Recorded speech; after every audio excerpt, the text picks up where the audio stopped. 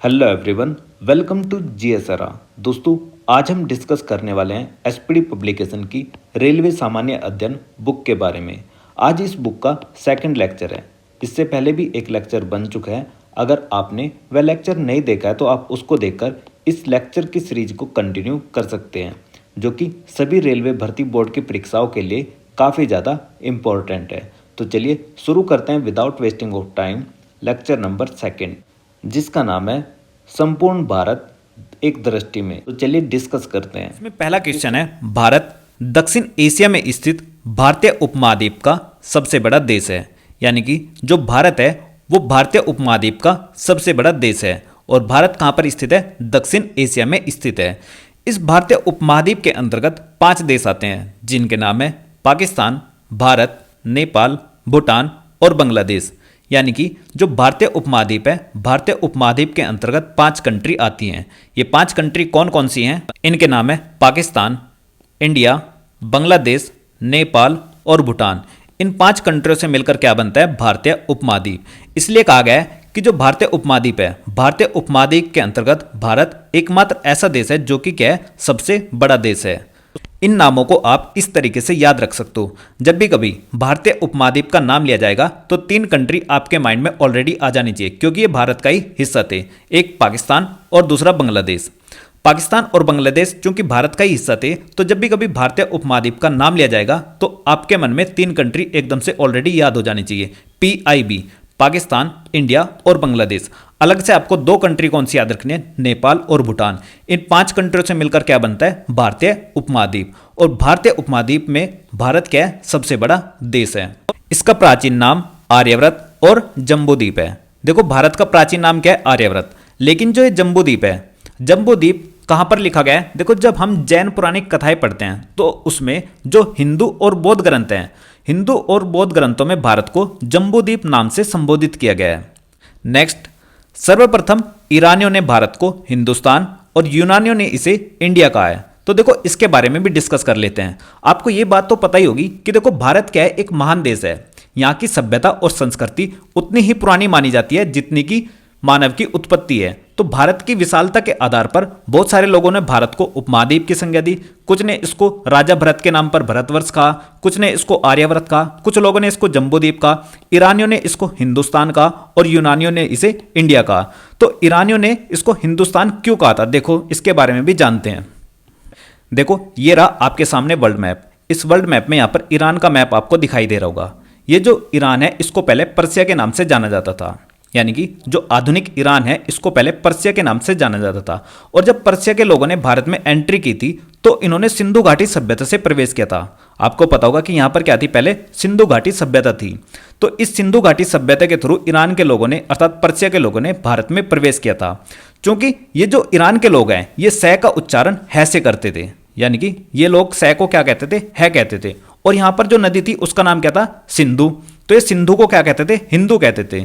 तो इन्होंने इस आधार पर जो इस एरिया में बसने वाले लोग थे उनको क्या कहा? हिंदू कहा। इसलिए जो ये भाई यहाँ के लोगों को क्या कह दिया? हिंदू कह दिया।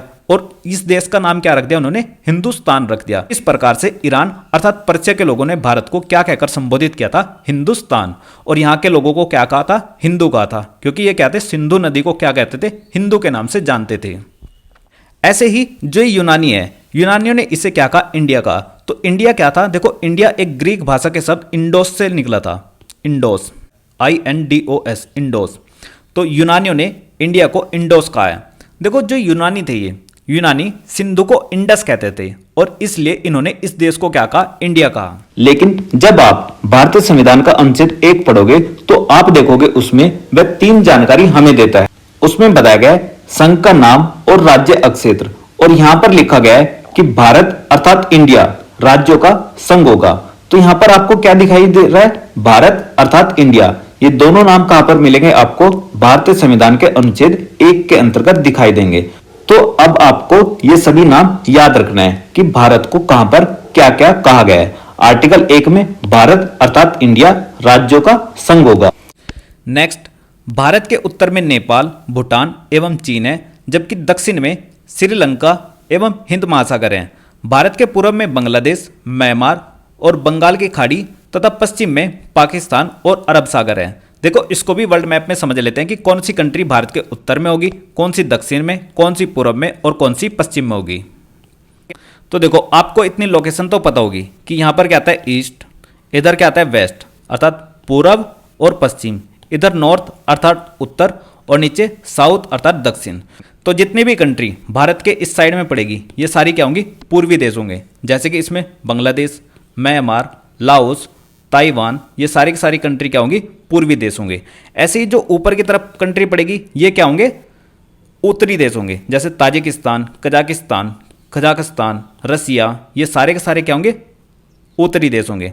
और जो नीचे की साइड में होंगे ये क्या होंगे, दक्षिणी देश होंगे। जैसे श्रीलंका, मालदीव, ये सारे क्या हैं, दक्षिणी देश हैं। और यहाँ पर इंडियन ओशियन अर्थात हिंद महासागर ये भी क्या है, भारत के दक्षिण में पड़ता है। ऐसे ही अगर मैं पश्चिमी देशों की बात करूँ तो ये वाले पीछे की साइड में पड़ेंगे। इनके नाम क्या होंगे, Pakistan, Iran, Iraq, Egypt, Israel, ये सारे क्या हैं, वेस्टर्न कंट्रीज होंगी हमारे लिए। ठीक है, इतनी बातें आपको ध्यान रखनी है कि जो इस साइड में पड़ेंगे ईस्ट, इस साइड में पड़ेंगे वेस्ट, ऊपर की साइड में पड़ेंगे नॉर्थ और नीचे की साइड में पड़ेंगे तो साउथ के नाम से जाना जाएगा।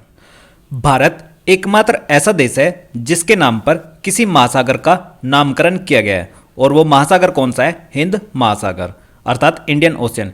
इंडियन ओशियन का नाम भारत के नाम पर रखा गया है और इस इंडियन ओशियन के अन्य नाम रत्नाकर, शांत अक्षेत्र और सात समुद्र की कुंजी कहा जाता है। यानी कि इसके 3 नाम और हैं, रत्नाकर, शांत अक्षेत्र, सात समुद्रों की कुंजी। किसको कहा जाता है, इंडियन ओशियन अर्थात हिंद महासागर को। इसका नामकरण किसके आधार पर किया गया, भारत के नाम पर। आपके सामने अर्थ का मैप, जब इस अर्थ के मैप में आप भारत के पास जाओगे, जूम करोगे तो आपको इसके दक्षिण में हिंद महासागर अर्थात इंडियन ओशियन दिखाई देगा।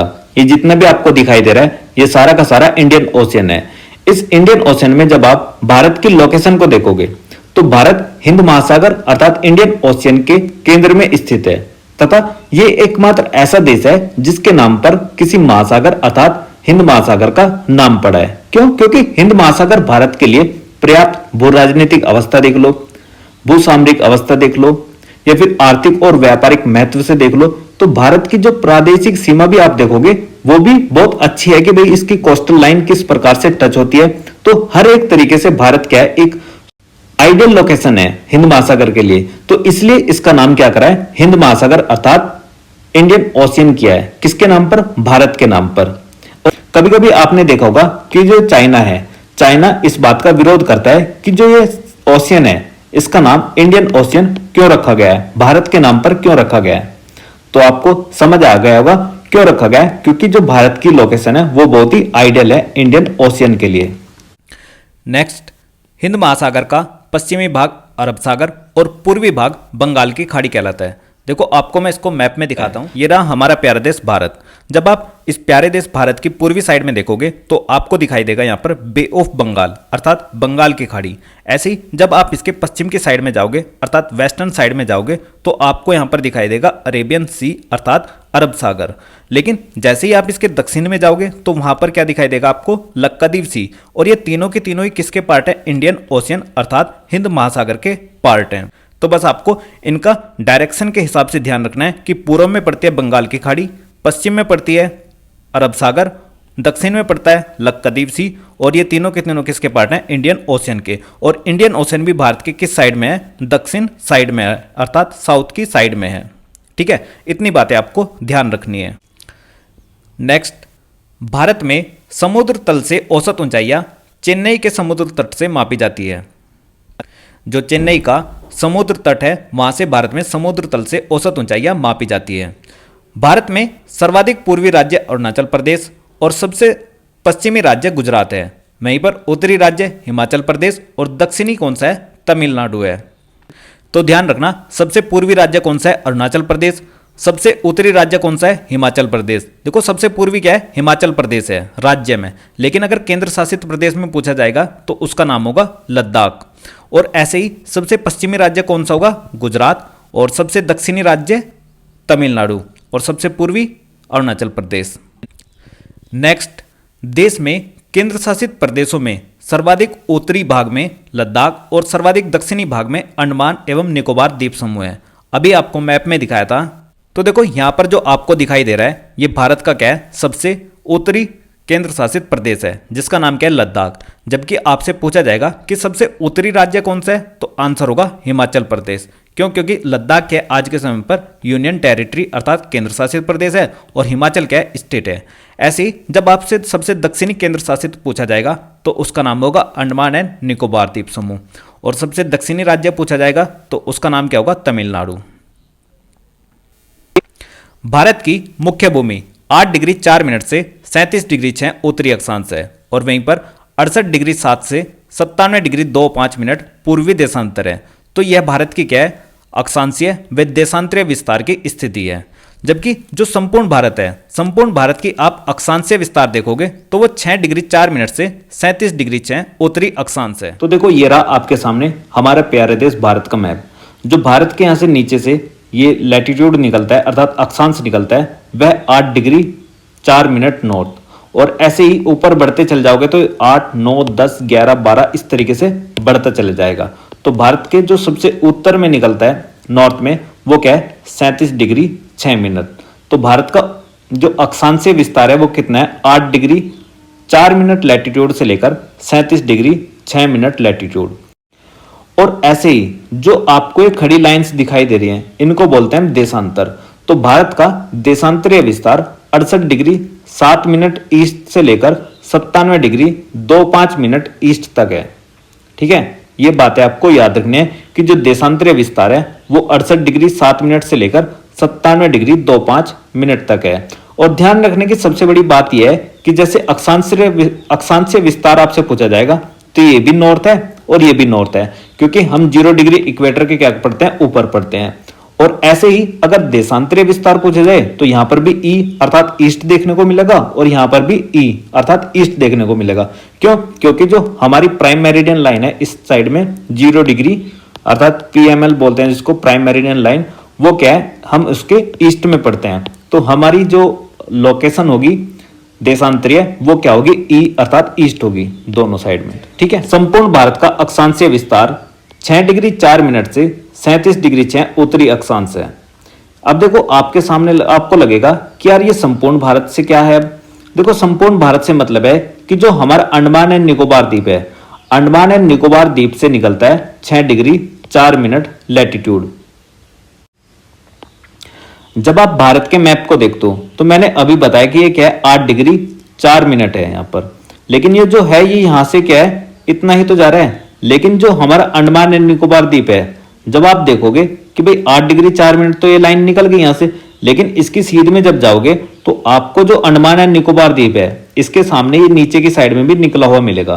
तो ये जो निकला हुआ है नीचे, यहां से क्या गुजरता है, 6 डिग्री 4 मिनट लैटिट्यूड। ठीक है, यानी कि अगर मैं मुख्य भूमि की बात करता हूं तो यहां से गुजरता है 8 डिग्री 4 मिनट। लेकिन अगर संपूर्ण भारत की बात करूं, क्योंकि अंडमान एंड निकोबार द्वीप समूह किसका हिस्सा है, हमारा ही तो हिस्सा है, तो भाई यहां से निकलता है क्या, 6 डिग्री 4 मिनट लैटिट्यूड। और यहीं पर हमारा क्या है, सबसे दक्षिणतम बिंदु इंदिरा पॉइंट। यहीं पर हमारा सबसे दक्षिणतम बिंदु है इंदिरा पॉइंट, जो कि अंडमान एंड निकोबार द्वीप समूह में पड़ता है। देखो मैं आपको इसको गूगल मैप में दिखाता हूं बहुत अच्छे से। तो देखो यार, ये रहा आपके सामने पृथ्वी का मैप। इस पृथ्वी के मैप में जब आप जूम करोगे भारत के नक्शे को, तो भारत की एक केंद्र शासित प्रदेश पड़ती है जिसका नाम है अंडमान एंड निकोबार द्वीप समूह। इस अंडमान एंड निकोबार द्वीप समूह में आपको दिखाई देगा सबसे नीचे की साइड में, देखो ये पूरा का पूरा क्या है, अंडमान एंड निकोबार द्वीप समूह है। ये काफी बड़े एरिया में फैला हुआ है। तो जो इसका सबसे नीचे वाला पॉइंट पड़ता है उसका नाम है ग्रेट निकोबार। इस ग्रेट निकोबार के ही सबसे नीचे दिखाई पड़ेगा आपको इंदिरा पॉइंट, देखो दिखाई दे रहा होगा। ग्रेट निकोबार के अंतर्गत ही आता है क्या, इंदिरा पॉइंट, जो कि सबसे नीचे आपको दिखाई दे रहा है।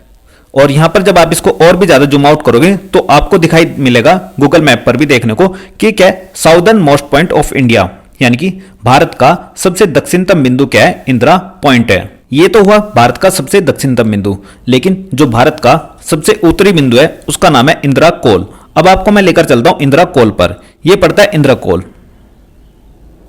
जो आपको दिखाई दे रहा होगा मैप में, इंदिरा कोल। ये जो इंदिरा कोल पॉइंट है ये काराकोरम रेंज में स्थित है। काराकोरम रेंज के अंतर्गत यह सियाचिन ग्लेशियर में पड़ता है, जो कि भारत का सबसे नॉर्थएस्ट पॉइंट ऑफ इंडिया के नाम से जाना जाता है, अर्थात यह भारत का सबसे उत्तरी बिंदु है। और अगर मैं वहीं पर आपसे भारत के सबसे पश्चिमी बिंदु अर्थात गुहार मोती की बात करता हूं, जो कि गुजरात के अंतर्गत पड़ता है, तो उसकी लोकेशन रही आपके सामने ये भारत का सबसे पश्चिमी बिंदु है, जिसको गुहार मोती अर्थात गोरा मोता के नाम से जाना जाता है। ऐसे ही अगर मैं आपसे भारत के सबसे पूर्वी बिंदु की बात करूं, जिसका नाम है किबुथु, जो कि अरुणाचल प्रदेश के अंतर्गत पड़ता है, वह भारत का सबसे पूर्वी बिंदु है, तो उसकी लोकेशन रही है आपके सामने किबुथु, जो कि भारत का सबसे पूर्वी बिंदु है। तो अब आपको ये सारे के सारे मैप के हिसाब से मैंने दिखा दिए कि इनकी लोकेशन कहां कहां पर पड़ती है। ये अरुणाचल प्रदेश के अंतर्गत पड़ता है, किबुथु अरुणाचल प्रदेश के अंतर्गत पड़ता है। देखो, अब आपको यहां से एक बात याद रखनी है, जो कि सबसे ज्यादा इंपॉर्टेंट है। जब आप जूम आउट करते हो यहां पर ग्रेट निकोबार में जाते हो, तो ग्रेट निकोबार के अंतर्गत भारत का सबसे दक्षिणतम बिंदु पड़ता है, जिसका नाम है इंदिरा पॉइंट, अर्थात southern most point of India के नाम से जिसको जाना जाता है, वो है इंदिरा पॉइंट। लेकिन जब आप भारत की मुख्य भूमि की बात करोगे, यानी कि भारत की जो मुख्य भूमि है ये रही, तो भारत की मुख्य भूमि का जो सबसे दक्षिणतम बिंदु होगा उसका नाम है कन्याकुमारी। ये रहा आपके सामने कन्याकुमारी। कन्याकुमारी भारत की मुख्य भूमि का सबसे दक्षिणतम बिंदु है। और अगर आपसे पूछा जाता है कि भारत का सबसे दक्षिणतम बिंदु कौन है, तो कौन है? इंदिरा पॉइंट। और अगर भारत की मुख्य भूमि का सबसे दक्षिणतम बिंदु पूछा जाएगा तो उसका नाम है क्या? कन्याकुमारी। ठीक है, ये बातें आपको याद रखनी है। ये पड़ता है यहाँ पर कन्याकुमारी, तमिलनाडु राज्य के अंतर्गत। और यहाँ पर पड़ता है अंडमान एंड निकोबार द्वीप समूह का एक पार्ट है ग्रेट निकोबार। ग्रेट निकोबार के अंतर्गत पड़ता है इंदिरा पॉइंट। अक्षांशीय देशांतरीय विस्तार में 30 डिग्री का अंतर है।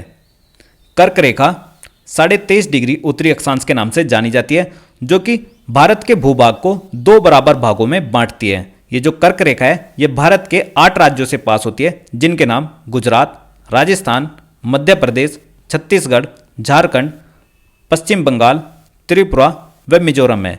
इन भारत के 8 राज्यों से होकर कौन गुजरती है? कर्क रेखा, जिसको 23.5 डिग्री उत्तरी अक्षांश के नाम से जानती है। यह भारत को 2 बराबर भागों में बांटती है। इस प्रकार से आपको मैं इसको मैप में भी दिखा देता हूं कि कर्क रेखा कहां पर लाई करती है। ट्रॉपिक ऑफ कैंसर कुल मिलाकर 17 देशों से पास होती है। ये 17 देशों में 2 नॉर्थ अमेरिका के हैं, 7 कंट्री अफ्रीका की हैं और 8 कंट्री एशिया महाद्वीप से आती हैं। तो इन सभी देशों के बारे में जानकारी लेते हैं कि कौन कौन सी कंट्री से ट्रॉपिक ऑफ कैंसर पास होती है। तो सबसे पहले आपको याद रखना है कि जो 23.5 डिग्री नॉर्थ है उसको हम ट्रॉपिक ऑफ कैंसर अर्थात कर्क रेखा के नाम से जानते हैं, या फिर 23.5 नॉर्थ के नाम से। यह सबसे पहले मैक्सिको और बहामास इन 2 कंट्रियों से पास होती है, जो कि नॉर्थ अमेरिका के देश हैं। नेक्स्ट वेस्टर्न सहारा, अल्जीरिया, लीबिया, मैरिटोनिया, माली, नाइजर, इजिप्ट। ये 7 कंट्री एशिया महाद्वीप की हैं। नेक्स्ट हम बात करते हैं एशिया के अंतर्गत। Saudi Arabia, UAE, Oman, India, Bangladesh, Myanmar, Taiwan और चाइना। ये 8 कंट्री किसकी होगी? एशिया की। 7 कंट्री किसकी हुई? अफ्रीका की। 2 कंट्री किसकी हुई? नॉर्थ अमेरिका की। तो कुल मिलाकर कितने देश हो गए? 17 देशों से ट्रॉपिक ऑफ कैंसर पास होती है। और यह भारत के 8 राज्यों से पास होती है। ये भी मैं आपको दिखा चुका हूँ। आपके सामने एक क्वेश्चन है ये, the tropic of cancer does not pass through, यानी कि इसमें बताना है कि जो ट्रॉपिक ऑफ कैंसर अर्थात कर्क रेखा है वह किस देश से पास नहीं होती। आपके सामने ऑप्शन है म्यांमार, इंडिया, ईरान व इजिप्ट। तो इस क्वेश्चन का करेक्ट आंसर होगा ऑप्शन सी अर्थात ईरान। जो ट्रॉपिक ऑफ कैंसर है वह ईरान से होकर नहीं जाती, जबकि आप देखोगे म्यांमार, इंडिया और इजिप्ट इन तीनों कंट्रियों से ट्रॉपिक ऑफ कैंसर पास होती है। और कुल मिलाकर कितने देशों से होती है? 7। और भारत के कितने राज्यों से होती है? 8। और भारत को यह 2 बराबर भागों में बांटती है।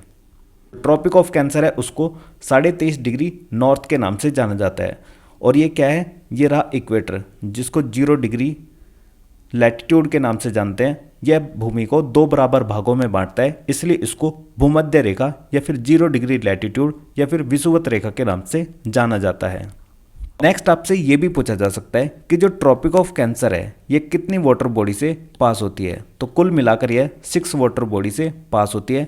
Indian Ocean, Atlantic Ocean, Pacific Ocean, Taiwan Strait, Red Sea और गल्फ ऑफ मैक्सिको से पार होती है। Indian Ocean, Atlantic Ocean, Pacific Ocean, Taiwan Strait, Red Sea और गल्फ ऑफ मैक्सिको से पार होती है।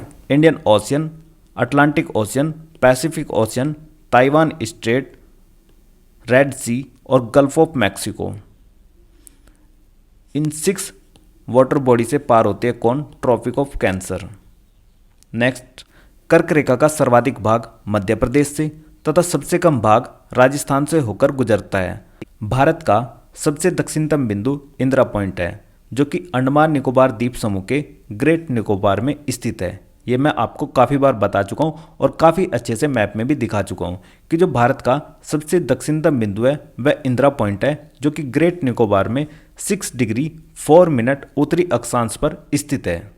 वर्ष 2004 में यहाँ पर एक सुनामी आई थी, जिस कारण से ये जो इंदिरा पॉइंट है आज के समय पर जलमग्न हो चुका है, क्योंकि उसी समय पर ये डूब चुका था। नेक्स्ट, 82.5 डिग्री पूर्वी देशांतर रेखा जो प्रयागराज के नैनी से गुजरती है, भारत का मानक समय है। जो भारत का मानक समय है वह 82.5 डिग्री पूर्वी देशांतर है, जो कि प्रयागराज के नैनी से गुजरता है, जो ग्रीनविच माध्य समय से अर्थात जीएमटी से ग्रीनविच मिड टाइम लाइन से 5.5 घंटे आगे है। देखो ये रहा आपके सामने मैप। इस मैप में जो ये आपको लाइन दिखाई दे रही है यही है भारत की मानक समय रेखा, जिसको 82.5 डिग्री ईस्ट के नाम से जानते हैं। यह भारत के 5 राज्यों से पास होती है। सबसे पहले उत्तर प्रदेश, मध्य प्रदेश, छत्तीसगढ़, उड़ीसा और उसके बाद आंध्र प्रदेश। यानी कि सबसे पहले उत्तर प्रदेश, फिर मध्य प्रदेश, उसके बाद छत्तीसगढ़, फिर उड़ीसा, देन आंध्र प्रदेश। ये 5 राज्यों से पास होती है कौन? 82.5 डिग्री पूर्वी देशांतर अर्थात भारत की मानक समय रेखा, जो कि 82.5 डिग्री पूर्वी देशांतर के नाम से जानी जाती है। यह मानक या अमृतर रेखा 0 डिग्री देशांतर से 5.5 घंटे आगे है। देखो इस साइड में सपोज करो ये रहा PML अर्थात प्राइम मेरिडियन लाइन, और इनके बीच में जो हमारी ये लाइन है ये कितने डिग्री आगे है? 82.5 डिग्री ईस्ट की साइड में है, 82.5 डिग्री ईस्ट। और आपको पता होगा कि 1 डिग्री देशांतर में कितने का फर्क होता है? 4 मिनट का। तो 82.5 डिग्री में कितना हो जाएगा? तो मल्टीप्लाई कर लो 82.5 × 4, तो 4 दूनी 8 और 8 चौक 32 प्लस 1/2 × 4, तो 2 से 2 कट करोगे ये आ जाएगा 330 मिनट। 330 मिनट का मतलब क्या हुआ? 330 मिनट का मतलब हुआ 5.5 घंटे। ठीक है, तो इसलिए कह रहा हूँ कि ये कितना है? 5.5 घंटे आ गया है। किससे? PML अर्थात प्राइम मेरिडियन लाइन से, जो हमारी भारत की मानक या अमृतर रेखा है वो कितने घंटे आ गया? 5.5 घंटे आगे है। नेक्स्ट, भारत के पूर्वी तथा पश्चिमी सुदूर बिंदुओं के स्थानीय समय में लगभग 2 घंटे का अंतर है। देखो भारत का पूर्वी बिंदु क्या था? किबिथु, और पश्चिमी सुदूर बिंदु कौन सा था? गौरमोत्ता या फिर गुवाहाटी, जो कि गुजरात में था। तो उन दोनों के बीच में जो स्थानीय समय का डिफरेंस है वो लगभग 2 घंटे का अंतर है। देखो ये रहा आपके सामने हमारा प्यारा देश भारत, और यहाँ पर इसका देशांतरीय विस्तार बताया गया है कि भारत कहाँ पर लाई करता है। तो यह 68 डिग्री 7 मिनट ईस्ट से लेकर 97 डिग्री 25 मिनट ईस्ट तक जाता है, और इन दोनों का जो डिफरेंस है वह आता है 29 डिग्री देशांतर। और मैंने आपको अभी बताया था कि जो 1 डिग्री देशांतर है उसमें कितना फर्क होता है? 4 मिनट का। तो यहाँ पर डिफरेंस कितना आ रहा है? 29 मिनट का। तो जब 29 की 4 से मल्टीप्लाई करोगे तो लगभग 116 मिनट का गैप आपको देखने को मिलेगा। तो लगभग 2 घंटे का गैप आता है कहाँ पर? गुजरात में और अरुणाचल प्रदेश की टाइमिंग में। कितना? 2 आवर का, यानी कि 2 घंटे का लगभग। ठीक है, 82.5 डिग्री पूर्वी देशांतर रेखा भारत के 5 राज्यों से होकर गुजरती है। मैंने अभी मैप में आपको दिखाया था, जिनके नाम क्या है? उत्तर प्रदेश, मध्य प्रदेश, आंध्र प्रदेश, उड़ीसा व छत्तीसगढ़ है। इनको मैप में भी देख लेते हैं। ये रहा उत्तर प्रदेश, मध्य प्रदेश, आंध्र प्रदेश, उड़ीसा व छत्तीसगढ़। ये इन 5 राज्यों से होकर गुजरते हैं क्या? प्राइम 82.5 डिग्री पूर्वी देशांतर। ठीक है। नेक्स्ट भारतीय मानक समय रेखा एवं कर्क रेखा छत्तीसगढ़ राज्य के सूरजपुर जिले में एक दूसरे से आपस में टकराती है अर्थात काटती है। तो देखो भारतीय मानक समय रेखा क्या है, 82.5 डिग्री ईस्ट, और कर्क रेखा क्या है, tropic of cancer 23.5 degree north. ये दोनों की दोनों कहाँ पर कट करती हैं, छत्तीसगढ़ में, और छत्तीसगढ़ में भी कहाँ, सूरजपुर जिले में। तो देखो ये रहा एक बहुत अच्छा मैप आपके सामने, इससे भी आप इसको समझ सकते हो। देखो ये सारे के सारे मैप दिखाने का पर्पज ये है कि ताकि आप इसको अच्छे से समझ पाओ। तो देखो ये रही ट्रॉपिक ऑफ कैंसर जिसको 23.5 डिग्री नॉर्थ के नाम से जानते हैं, और ये आ रही है 82.5 डिग्री ईस्ट, यानी कि जो standard meridian of Indian line है जिसको 82.5 डिग्री ईस्ट के नाम से जानते हैं, अर्थात भारत की जो मानक यामात्तर रेखा है वो कौन सी है, 82.5 डिग्री ईस्ट है, जहाँ से हमारा टाइम लिया जाता है। तो ये दोनों की दोनों कहाँ पर कट करती हैं, आपस में छत्तीसगढ़ में कट करती हैं। देखो ये जो कट कर रही है यहाँ पर, ये क्या है, छत्तीसगढ़ है ब्लू कलर में, और ये कहाँ पर कट कर रही है, सूरजपुर में। और देखो जो ये 82.5 डिग्री पूर्वी देशांतर आ रही है, ये सबसे पहले आ रही है यूपी, उसके बाद एमपी, फिर छत्तीसगढ़, फिर उड़ीसा, उसके बाद आंध्र प्रदेश। ये कुल मिलाकर 5 राज्यों से पास होती है। और ट्रॉपिक ऑफ कैंसर कितनों से होती है, 8 राज्यों से। उन 8 राज्यों के नाम क्या क्या है, गुजरात, राजस्थान, मध्य प्रदेश, छत्तीसगढ़, झारखंड, वेस्ट बंगाल, त्रिपुरा व मिजोरम। आप चाहो तो इसका स्क्रीनशॉट भी ले सकते हो। ठीक है, तो चलिए चलते हैं नेक्स्ट क्वेश्चन पर। भारत में 9 तटीय राज्य हैं। 9 तटीय राज्य का मतलब ये हुआ कि भारत में 9 कोस्टल स्टेट हैं जिनके नाम है गुजरात, महाराष्ट्र, गोवा, कर्नाटका, केरल, तमिलनाडु, आंध्र प्रदेश, उड़ीसा और वेस्ट बंगाल। ये भारत के कुल मिलाकर 9 कोस्टल स्टेट हैं जो भारत की तटीय सीमा बनाते हैं। और जो भारत की कोस्टल लाइन है उसकी लेंथ कितनी है, 6100 किलोमीटर है। ये बात भी आपको याद रखना है। ये 9 राज्य कौन कौन से हैं इनको मैप पर देख लेते हैं। तो यहाँ से यहाँ तक जो आपको ये एरिया दिखाई दे रहा है, ये भारत के क्या है, कोस्टल स्टेट हैं। कोस्टल स्टेट जिनमें सबसे पहले गुजरात, महाराष्ट्र, गोवा, कर्नाटक, केरल, तमिलनाडु, आंध्र प्रदेश, उड़ीसा और वेस्ट बंगाल। ये भारत के कुल मिलाकर 9 कोस्टल स्टेट हैं जो कि तटीय सीमा साझा करते हैं। और कोस्टल लाइन अर्थात तटीय रेखा की लंबाई कितनी है हमारी, 6100 किलोमीटर है। ठीक है। और ऐसे ही अगर मैं स्थलीय सीमा की लंबाई की बात करूं तो स्थलीय सीमा कितनी है हमारी, ये वाली जो ऊपर आप देख रहे हो ये स्थलीय सीमा है। इसकी लेंथ है 15,200 किलोमीटर। 15,200 किलोमीटर है स्थलीय सीमा की लंबाई। और जो ये नीचे वाली है, ये वाली, इसकी है 6100 किलोमीटर। ठीक है। और अगर मैं आपको एक बात कहूँ कि भारत के 2 केंद्र शासित प्रदेश हैं, अंडमान निकोबार द्वीप समूह और दूसरा है लक्षद्वीप।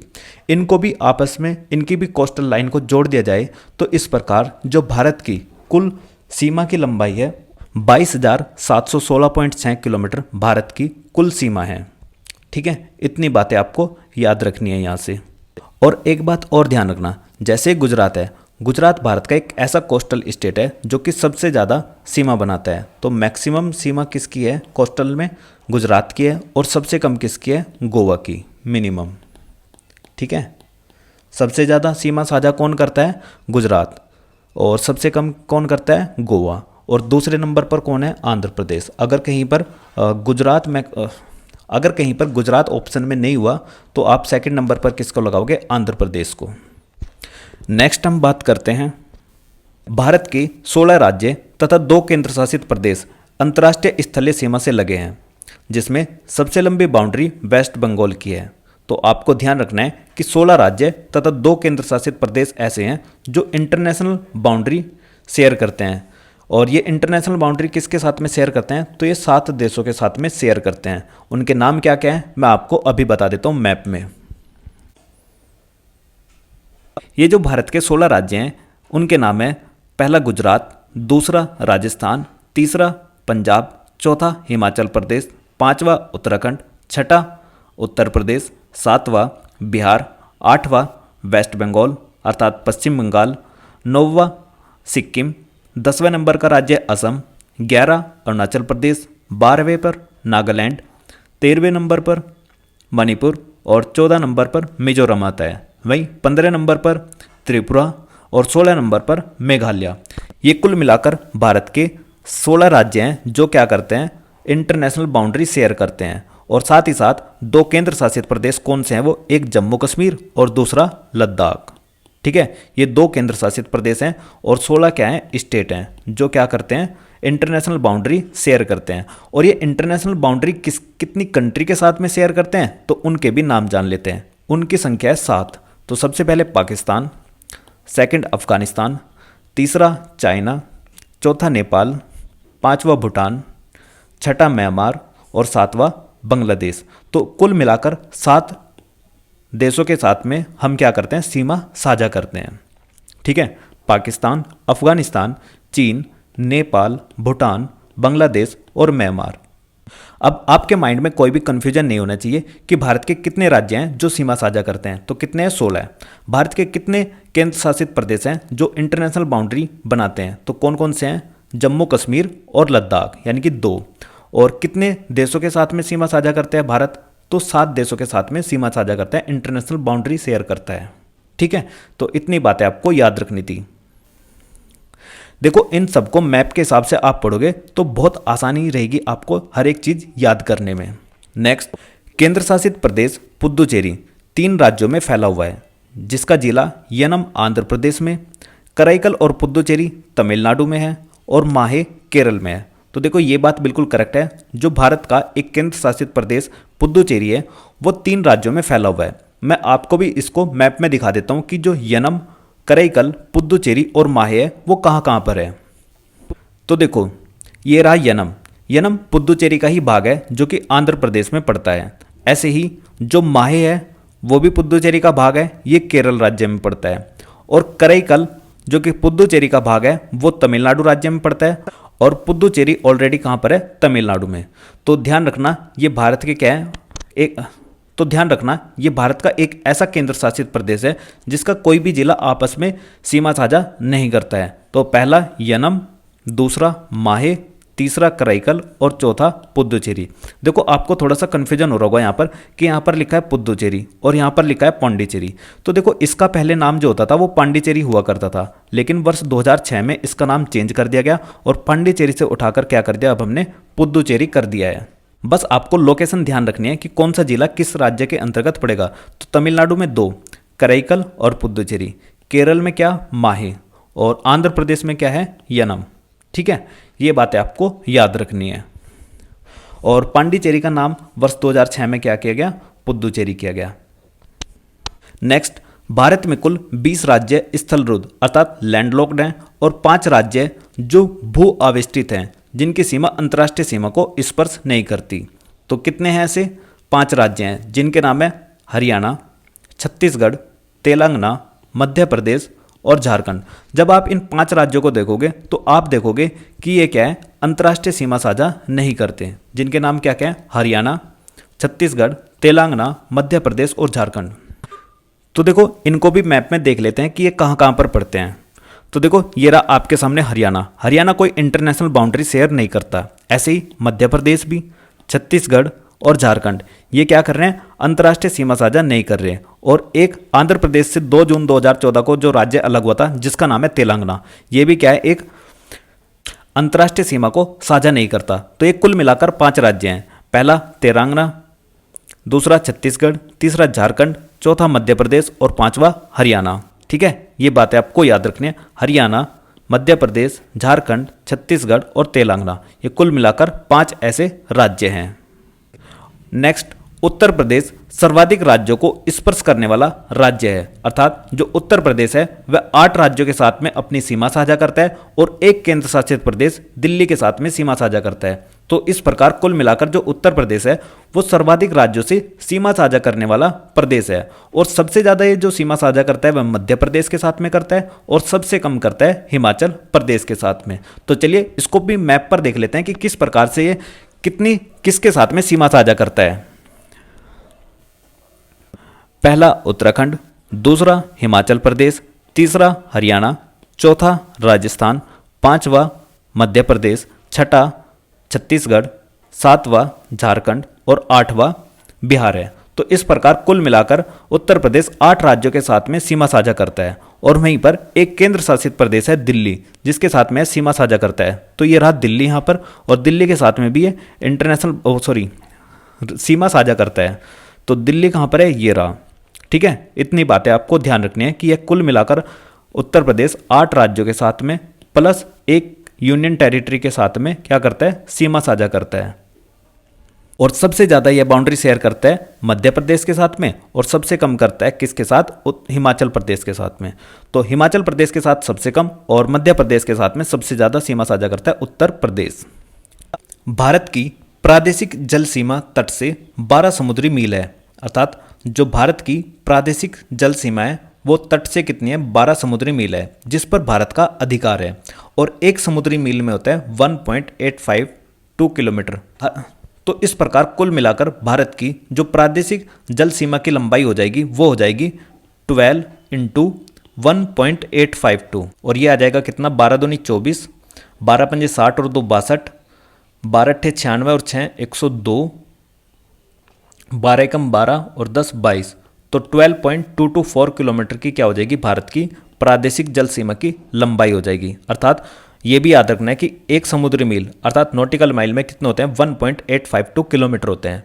नेक्स्ट, और आपको ये ध्यान रखना है कि जो लाइन होती है भारत की बेस लाइन से होती है। ठीक है, बेस लाइन से, जैसे ये आपके सामने भारत का मैप है, तो इससे जो यहाँ ये जो हमारी बेस लाइन है, तो इससे क्या होगा, 12 किलोमीटर की ये लेंथ होगी। ठीक है, नेक्स्ट भारत का संलग्न अक्षेत्र तट से 24 समुद्री मील है, जिस पर भारत को सीमा शुल्क वसूली और वित्तीय अधिकार प्राप्त हैं। तो कुल मिलाकर कितना है, 24 समुद्री मील है, और ये कहाँ से, तट से है। देखो, जैसे मैं अभी इसको भी मैप में बताता हूँ, जब इस बेस लाइन के आगे ही आप 12 किलोमीटर का रीजन और जोड़ दोगे, 12 किलोमीटर लंबा, तो ये हो जाएगा संलग्न अक्षेत्र, जो कि बेस लाइन से कितना होगा, 24 किलोमीटर होगा।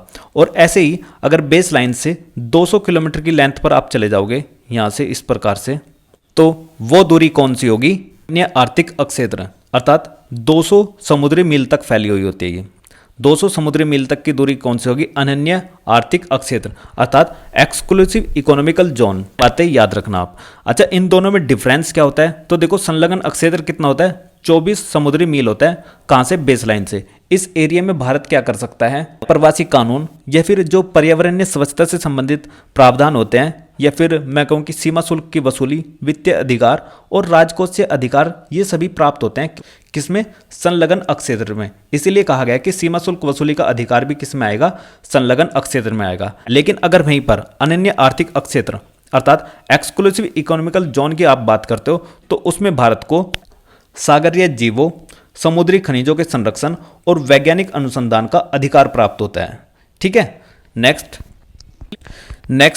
भारत का सर्वोच्च पर्वत शिखर गॉडविन ऑस्टिन या K2 है, जो काराकोरम श्रेणी लद्दाख के अंतर्गत स्थित है। जो एक K2 है, इसको हम गॉडविन ऑस्टिन के नाम से भी जानते हैं। क्यों? क्योंकि जो इसकी खोज का श्रेय जाता है वो गॉडविन ऑस्टिन को जाता है, इसलिए इस पीक को यानी कि K2 को गॉडविन ऑस्टिन शिखर या फिर गॉडविन ऑस्टिन पीक के नाम से भी जाना जाता है। ये जो पीक है कहाँ पर पड़ती है, काराकोरम श्रेणी में। और काराकोरम श्रेणी में कारा शब्द का मतलब है, उसका नाम है ब्लैक। ब्लैक मतलब ये लावा से बनी हुई श्रेणी है, और जो काराकोरम श्रेणी है वो ट्रांस हिमालय का पार्ट है। अर्थात किसका पार्ट है, काराकोरम श्रेणी ट्रांस हिमालय का। तो आपसे काफी बार पूछा जाएगा कि जो गॉडविन ऑस्टिन अर्थात K2 है वो कहां पर पड़ती है, तो ये ट्रांस हिमालय के अंतर्गत स्थित है। इसकी हाइट 8611 मीटर है, जो कि पाक ऑक्यूपाइड कश्मीर में पड़ती है। और पाक ऑक्यूपाइड कश्मीर किसका पार्ट है, भारत का पार्ट है। तो इसलिए हम कहते हैं कि भारत का जो सर्वोच्च पर्वत शिखर है वो कौन है, गॉडविन ऑस्टिन, जो कितना है 8611 मीटर अर्थात पाक ऑक्यूपाइड कश्मीर में है। लेकिन अगर आपसे पूछा जाए कि भारत के अंतर्गत हिमालय की सबसे ऊंची चोटी कौन सी है, तो उसका नाम होगा कंचनजंगा। कंचनजंगा सिक्किम के अंतर्गत पड़ती है और इसकी हाइट है 8598 मीटर। 8598 मीटर इसकी हाइट है। ये जो कंचनजंगा है ये हिमालय में स्थित भारत की सबसे ऊंची चोटी है, जिसका नाम है कंचनजंगा, जो कहां पर पड़ती है, सिक्किम के अंतर्गत। और इसकी हाइट कितनी है, 98 मीटर। जबकि ओवरऑल देखा जाए तो ये विश्व की 3rd नंबर की पीक है। क्यों? क्योंकि पहले कौन सी है? माउंट एवरेस्ट, और दूसरे पर कौन सी है? गॉडविन ऑस्टिन अर्थात K2, और तीसरे पर कौन सी है? कंचनजंगा। ठीक है, सबसे पहले पर माउंट एवरेस्ट, और दूसरे पर K2, और तीसरे पर कंचनजंगा पूरे विश्व में। और भारत की सबसे ऊंची चोटी कौन सी है? K2। लेकिन ये हिमालय का पार्ट नहीं है, ये किसका पार्ट है? ट्रांस हिमालय का। लेकिन अगर पूछा जाए कि हिमालय की सबसे ऊंची चोटी कौन सी है भारत में, तो आंसर होगा कंचनजंगा, जो कि कहां पर है? सिक्किम के अंतर्गत 8598। और इस K2 की हाइट कितनी है? तो K2 की हाइट कितनी है? 8611 मीटर। और माउंट एवरेस्ट की हाइट कितनी है? तो 8848.86 है। अब समझ में आई है आपके बातें कि भाई कौन सी पीक है और कहां पर किस प्रकार से उसका आंसर क्लिक करना है। अगर पूछा जाएगा आपसे कि भारत की सबसे ऊंची चोटी कौन सी है, तो आंसर होगा K2। अगर पूछा जाएगा कि भारत की हिमालय में स्थित सबसे ऊंची चोटी कौन सी है, तो उसका नाम होगा कंचनजंगा। कंचनजंगा कहां पर है? सिक्किम में। और K2 कहां पर है? लद्दाख के अंतर्गत। और लद्दाख क्या है वर्तमान में? केंद्र शासित प्रदेश है, यूनियन टेरिटरी। और वर्तमान में भारत में कितने केंद्र शासित प्रदेश हैं? तो आंसर होगा 8 केंद्र शासित प्रदेश हैं। अगर आपसे पूछा जाएगा कि पूरे विश्व की सबसे ऊंची चोटी कौन सी है, तो आंसर होगा माउंट एवरेस्ट। माउंट एवरेस्ट कहां पर पड़ती है? तो ये नेपाल और तिब्बत के बीच में पड़ती है। ये इसकी हाइट कितनी है? तो 8848.86 मीटर इसकी हाइट है। धनुषकोडी भारतीय अक्षेत्र का अंतिम शहर है। क्यों? क्योंकि ये जो धनुषकोडी है ये भारत के पंबन द्वीप पर पड़ता है, और पंबन द्वीप पड़ता है तमिलनाडु राज्य के अंतर्गत। देखो, मैं आपको इसको मैप में दिखाता हूं और बहुत अच्छे से डिटेल में एक्सप्लेन करता हूं इन सब चीजों को। धनुषकोडी शब्द जब भी आपके सामने आएगा तो आपको एक बात का ध्यान रखना है, राम सेतु। आपने रामायण देखी होगी, उसमें दिखाया गया है कि राम सेतु, तो धनुषकोडी से एकदम से ध्यान में लाना है राम सेतु। तो चलिए चलते हैं राम सेतु पर। तो देखो, ये रही आपके सामने राम सेतु की कुछ फोटोग्राफ्स। तो सबसे पहले हम बात करते हैं कि ये दिखता किस प्रकार से है। तो ये देखो सामने कि भाई ये जो दिखाई दे रहा है आपको, यही है राम सेतु, जिसको प्रभु श्री राम ने बनवाया था। इसकी कुछ और भी फोटोग्राफ्स हैं जो कि सैटेलाइट्स के थ्रू इस प्रकार से दिखाई देती हैं कि भाई ये राम सेतु की इमेजेस हैं। ठीक है, ये इधर श्रीलंका है और इधर क्या है? भारत का राज्य तमिलनाडु। ठीक है, ये रही यहाँ पे फोटोग्राफ्स। देखो, समझ आ रहा है कुछ कि भाई जब भी धनुषकोडी का नाम आएगा तो सबसे पहले दिमाग में लाना है राम सेतु, और राम सेतु से एकदम से ध्यान में लाना है पंबन द्वीप। अब हम इस मैप में समझते हैं कि परीक्षा की दृष्टि से क्या क्या क्वेश्चन उपयोगी हो सकता है, कि किस प्रकार से क्वेश्चन बनता है। तो सबसे पहले आपको याद रखना है एक पंबन आइलैंड, जो कि भारत के अंतर्गत स्थित है। और ऐसे ही दूसरा नाम याद रखना है मन्नार आइलैंड, ये पड़ता है श्रीलंका के अंतर्गत। पंबन द्वीप पर एक शहर बसा है रामेश्वरम। आपसे काफी बार परीक्षा में पूछा जाता है कि रामेश्वरम शहर किस आइलैंड पर पड़ता है, तो आंसर होगा पंबन आइलैंड। अब हम बात करते हैं एडम्स ब्रिज की। ये जो एडम्स ब्रिज है ये पंबन द्वीप के अंतिम छोर धनुषकोडी से प्रारंभ होता है, और धनुषकोडी से प्रारंभ होकर ये एडम्स ब्रिज अर्थात राम सेतु मन्नार आइलैंड तक जाता है। यानी कि भारत के पंबन द्वीप के अंतिम छोर धनुषकोडी से प्रारंभ होकर श्रीलंका के मन्नार द्वीप तक जो ये जल के अंतर्गत आपको एक श्रृंखला दिखाई दे रही है, यही कहलाती है एडम्स ब्रिज अर्थात राम सेतु। ठीक है, आपसे परीक्षा में काफी बार पूछा जाएगा, क्वेश्चन क्या क्या बनेंगे कि भाई पंबन द्वीप पर कौन सा शहर बसा है, तो उसका नाम होगा रामेश्वरम। ये कहां से प्रारंभ होता है, तो ये धनुषकोडी से प्रारंभ होता है, और कहां तक जाता है, ये मन्नार आइलैंड तक जाता है। किन दो आइलैंड के बीच में है, तो पंबन आइलैंड और मन्नार आइलैंड के बीच में है। समझ आया? अब हम कुछ और बात कर लेते हैं इससे संबंधित। तो देखो, अब हम बात करते हैं इसी एरिया से संबंधित कुछ और रीजन के बारे में। जैसे यहां पर आपको दिखाई दे रहा होगा पाक स्टेट, यहां पर गल्फ ऑफ मन्नार, ये दिखाई दे रही होगी बे ऑफ बंगाल। तो आपको नॉर्थ से साउथ में कभी लगाने के लिए पूछा जा सकता है, तो सबसे ऊपर कौन आएगा, बे ऑफ बंगाल। दूसरे नंबर पर कौन आएगा, पाक स्टेट, और तीसरे पर कौन आएगा, गल्फ ऑफ मन्नार। ये बातें आपको याद रखनी है। एक बार यह क्वेश्चन सीडीएस में पूछा गया था और ऐसे ही दोबारा से इन्होंने एनडीए में रिपीट किया। हो सकता है आने वाली किसी भी परीक्षा में ये रिपीट किया जा सकता है क्वेश्चन। तो देखो, ये रहा आपके सामने पृथ्वी का मैप। इसमें मैं आपको और भी अच्छे से क्लियरिटी के साथ में दिखा सकता हूं कि ये जो राम सेतु है ये कहां पर पड़ता है। ये रहा भारत का राज्य तमिलनाडु, और इधर रहा ये श्रीलंका। और यहां पर आपको जब जूम करोगे इस एरिया में आपको दिखाई दे रहा होगा धनुषकोडी, दिखाई दे रहा है ये धनुषकोडी। और ये भारत का क्या है, पंबन आइलैंड है, और इसी आइलैंड पर कौन बसा है, रामेश्वरम शहर बसा हुआ है। रामेश्वरम शहर, और ये भारत के अंतिम छोर क्या, धनुषकोडी, यानी कि ये जो राम सेतु है ये धनुषकोडी से प्रारंभ होता है और ये इस प्रकार से जा रही है, देखो ये वाटर के अंदर जो श्रृंखला आपको दिखाई दे रही है, और ये मन्नार आइलैंड तक फैली हुई है। तो ये पड़ता है मन्नार आइलैंड। तो इसके बीच में क्या है, ये राम सेतु है जो भी आपको सामने दिखाई दे रहा है। मैं आपको अगर जूम करके दिखाऊं तो इसमें लिखा भी मिलेगा आपको कहीं जगह कि ये क्या है, राम सेतु। देखो ये लिखा है श्री राम सेतु रामायणा, राम सेतु एडम्स ब्रिज, यानी कि जो एडम्स ब्रिज है ये इंग्लिश में नाम है और इसको किस नाम से जाना जाता है, राम सेतु। ठीक है, ये जो दिखाई दे रहा है कि श्री राम सेतु, हिंदू टेम्पल, राम सेतु, हनुमान जी फेस राम सेतु, तो ये सारा का सारा क्या है, राम सेतु है, जो कि आपने सुना भी होगा काफ़ी बार। ठीक है, अब चीज़ें आपके अच्छे से समझ में आ गई होगी। अब बात करते हैं इसमें जो बीच में लिखा गया है फैक्चुअल इंफॉर्मेशन की। भारत एक दृष्टि में, भारत की अवस्थिति उत्तरी गोलार्ध एवं पूर्वी देशांतर में है। इसकी आकृति चतुष्कोणीय है। चतुष्कोणीय का मतलब ये होता है जैसे कि ये भारत का मैप है। इस भारत के मैप में आपको दिखाई देगा कि जो भारत का स्ट्रक्चर आपको दिखाई दे रहा है ये क्या है, एक क्वाड्रिलेटरल फॉर्म में है, मतलब चतुष्कोणीय, अर्थात एक चतुर्फल के आकार की आकृति आपको दिखाई दे रही होगी। इसलिए इसने यहाँ पर कहा है कि जो भारत की आकृति है वो क्या है, चतुष्कोणीय है। नेक्स्ट, भारत की राजधानी नई दिल्ली है। जलवायु मानसूनी है यहाँ की। राज्यों की संख्या भारत में 28 है और वहीं पर केंद्र शासित प्रदेश 8 हैं। भारत का कुल अक्षेत्रफल 32,87,263 स्क्वायर किलोमीटर है, यानी कि 3.28 मिलियन स्क्वायर भी आप इसको कह सकते हो, जो कि पूरे विश्व के अक्षेत्रफल का 2.42% है। ठीक है, और अक्षेत्रफल की दृष्टि से भारत का विश्व में जो स्थान है 7वें नंबर का है। इससे पहले जो 6 बड़े देश हैं उनके नाम है रूस, कनाडा, चाइना, अमेरिका, ब्राजील और ऑस्ट्रेलिया। ये 6 देश कौन से हैं, रूस, कनाडा, चाइना, अमेरिका, ब्राजील और ऑस्ट्रेलिया।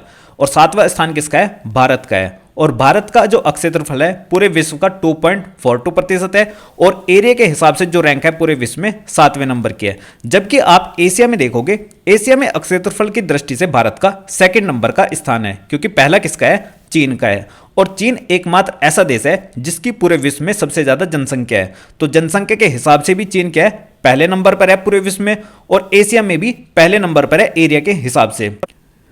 और एरिया के हिसाब से हमारी कौन सी रैंक है, 2nd नंबर की है। और पॉपुलेशन के हिसाब से पूरे विश्व में भी 2nd रैंक हमारी है।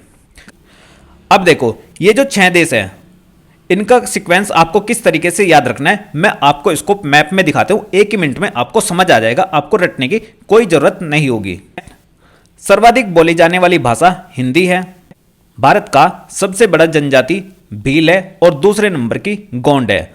अक्षांशीय स्थिति 8 डिग्री 4 मिनट से 37 डिग्री 6 उत्तरी अक्षांश, और देशांतरीय स्थिति 68 डिग्री 7 मिनट से 97 डिग्री 2.5 पूर्वी देशांतर है। इन सभी को हम डिटेल में डिस्कशन कर चुके हैं कि यहाँ पर देखो उत्तरी अक्षांश आएगा और यहाँ पर पूर्वी देशांतर आएगा। क्यों आएगा, इन सभी का रीजन मैं आपको बता चुका हूँ। नेक्स्ट, उत्तर से दक्षिण की लंबाई 3214 किलोमीटर, पूर्व से पश्चिम की लंबाई 2933 किलोमीटर है। पूर्वी बिंदु किबिथु जो कि अरुणाचल प्रदेश में है, पश्चिमी बिंदु गुहार मोती या गौर माता जो कि गुजरात में है, उत्तरी बिंदु इंद्राकोल लद्दाख में सियाचिन ग्लेशियर के अंतर्गत काराकोरम रेंज में पड़ता है। नेक्स्ट, भारत की मुख्य भूमि का दक्षिणतम बिंदु कन्याकुमारी या फिर कैप कोमोरिन है जो कि तमिलनाडु में पड़ता है। और सबसे दक्षिणी बिंदु का नाम क्या है, इंदिरा पॉइंट। इंदिरा पॉइंट का अन्य नाम पिगमिलियन या फिर पार्सन पॉइंट भी है। और ये जो दक्षिणतम बिंदु है ये पड़ता है अंडमान एंड निकोबार द्वीप समूह के ग्रेट निकोबार में सबसे नीचे की तरफ, जो मैंने आपको जूम करके दिखाया था मैप के थ्रू, इंदिरा पॉइंट। और इसका 2nd नाम क्या है, पिगमिलियन। और पिगमिलियन या फिर पार्सन पॉइंट के नाम से ही इंदिरा पॉइंट को जाना जाता है, जो कि भूमध्य रेखा से 876 किलोमीटर की दूरी पर स्थित है। स्थलीय सीमा 15,200 किलोमीटर है और मुख्य भूमि से तट की लंबाई कितनी है, 6100 किलोमीटर है। द्वीपों सहित जो तट की लंबाई है वह 7516.6 किलोमीटर। ये सारी की सारी मैं आपको ऐड करके बता चुका हूं कि कहां से किस प्रकार से लंबाई काउंट होगी।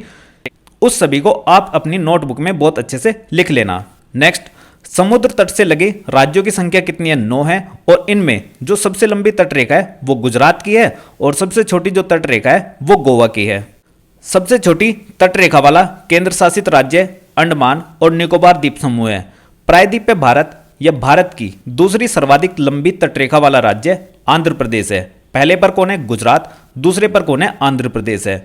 सर्वाधिक नगरीकृत राज्य महाराष्ट्र है और न्यूनतम नगरीकृत राज्य हिमाचल प्रदेश है। सर्वाधिक नगरीय राज्य महाराष्ट्र, न्यूनतम नगरीकृत राज्य हिमाचल प्रदेश है। सबसे ज़्यादा वनाच्छिद राज्य मध्य प्रदेश है और सबसे कम यानी कि न्यूनतम वनाच्छिद राज्य हरियाणा है। और देखो जो हरियाणा है, हरियाणा में लिंग का अनुपात भी सबसे कम है, अर्थात कितना है? 879। प्रत्येक 1000 पुरुष पर हरियाणा के अंतर्गत 879 महिलाएं पाई जाती हैं, अर्थात लिंग अनुपात कितने व्यक्तियों पर निकाला जाता है? प्रत्येक 1000 पुरुष पर। तो यहाँ पर सबसे कम जो लिंगानुपात है वो हरियाणा राज्य में देखने को मिलता है, कितना? 879। जबकि केरल में सबसे ज़्यादा है, जो कितना है? 1084। प्रत्येक 1000 पुरुष पर 1084 महिलाएं देखने को मिलती है केरल राज्य के अंतर्गत। और एवरेज कितना है? तो एवरेज है भारत का 943। और भारत का जो जनसंख्या घनत्व है, जनसंख्या घनत्व कितना है? 382। ठीक है, इतनी बातें आपको ध्यान रखनी है। नेक्स्ट, सर्वाधिक वर्षा मौसिन राम मेघालय में होती है। जो मौसिन राम है वो मेघालय के अंतर्गत पड़ता है और यहाँ पर सबसे ज़्यादा वर्षा होती है। न्यूनतम वर्षा लेह में होती है, लेह लद्दाख के अंतर्गत पड़ता है। सबसे अधिक ठंडा स्थान भी यहीं पर है जिसका नाम द्रास है। हिमालय से लगे राज्यों की कुल संख्या कितनी है? 10 है। तो ये था इस वीडियो का एंड। आई होप आपको ये वीडियो पसंद आई होगी। अगर आपको ये वीडियो पसंद आई है तो इस वीडियो को लाइक कीजिए और अपने दोस्तों को शेयर कीजिए। तो मिलते हैं नेक्स्ट वीडियो में। Thank you for watching GS era.